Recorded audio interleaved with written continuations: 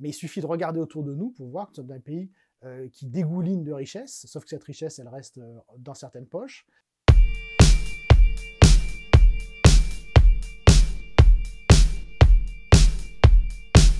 Donc le but principal de la réforme d'Emmanuel Macron, c'est de nous déposséder des droits qu'on a actuellement dans le système de retraite français, puisqu'on cotise tous les mois, les salariés, et ça nous donne des droits réels sur notre retraite future.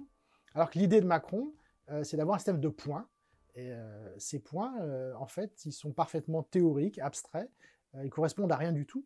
Et tout le monde a pu voir la vidéo de François Fillon où il explique que ce qui est génial avec le système de la retraite par points, c'est qu'on peut baisser la valeur des points au moment où les gens prennent la retraite, donc quand c'est fini. Et donc on peut facilement baisser la retraite future des retraités. Le système de retraite par points, j'y suis favorable. Mais il ne faut pas faire croire aux Français que ça va régler le problème des retraites. Le système par points, en réalité, ça permet une chose qu'aucun homme politique n'avoue. Ça permet de baisser chaque année le montant des points, la valeur des points, et donc de diminuer le niveau des pensions. Et c'est ce qui s'est passé en Suède à plusieurs reprises, en 2010, en 2011, en 2014. La Suède est passée à la retraite par points bien avant nous. C'est le modèle de la réforme de Macron. Et c'est un système qui permet très facilement à l'État, en fait, de baisser nos retraites. Voilà, alors ça c'est l'idée qu'on a tous en tête évidemment. On se dit il va y avoir de plus en plus de vieux, donc il faut évidemment payer plus pour la retraite des vieux.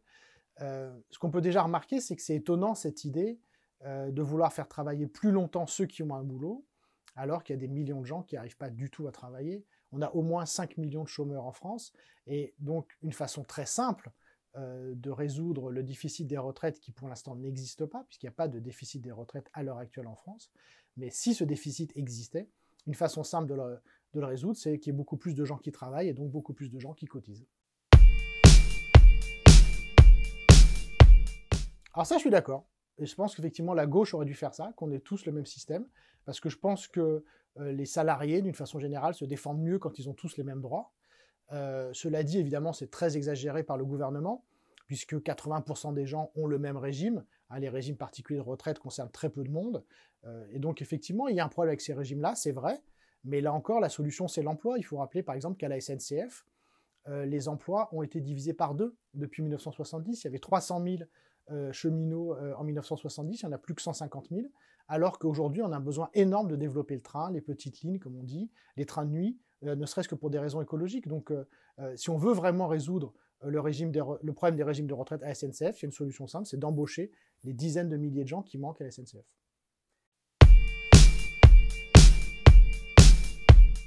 Alors c'est ça, donc c'est vrai que c'est un pays magnifique, la Suède, que j'aime beaucoup personnellement, mais en Suède, vous avez 2 fois plus de chances d'être pauvre lorsque vous êtes vieux qu'en France, puisqu'effectivement, ils ont réformé leur système, ça date d'il y a longtemps, ils ont commencé en 1994, et la retraite des Suédois a été absolument massacrée, donc les retraites en Suède sont beaucoup plus faibles qu'en France, et elles vont continuer à baisser. Et il faut savoir que la Suède, d'une façon générale, qui effectivement était un modèle social même plus avancé que le nôtre, encore dans les années 90, a connu des Macron suédois qui ont cassé ce système social, et les inégalités ont explosé en Suède. On a aujourd'hui des taux de pauvreté en Suède dans la population qui sont plus élevés qu'en France.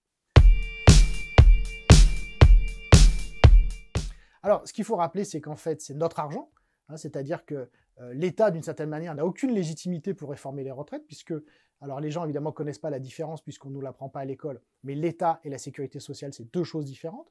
Donc, ce n'est pas l'argent de l'État qui finance nos retraites, c'est notre argent.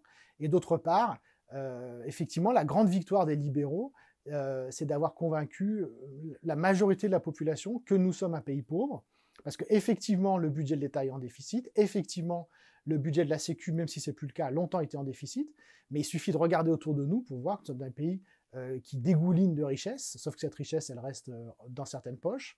La France est un des pays qui épargne le plus au monde, les grandes entreprises françaises sont extrêmement riches, il y a une richesse absolument considérable en France, et d'autre part, l'État, par exemple, donne des centaines, littéralement, c'est estimé à 200 milliards de baisse de charges aux entreprises chaque année, alors que le déficit des retraites qui est annoncé dans le pire des cas en 2025, c'est une dizaine ou une quinzaine de milliards. Donc de l'argent, il y en a vraiment beaucoup en France.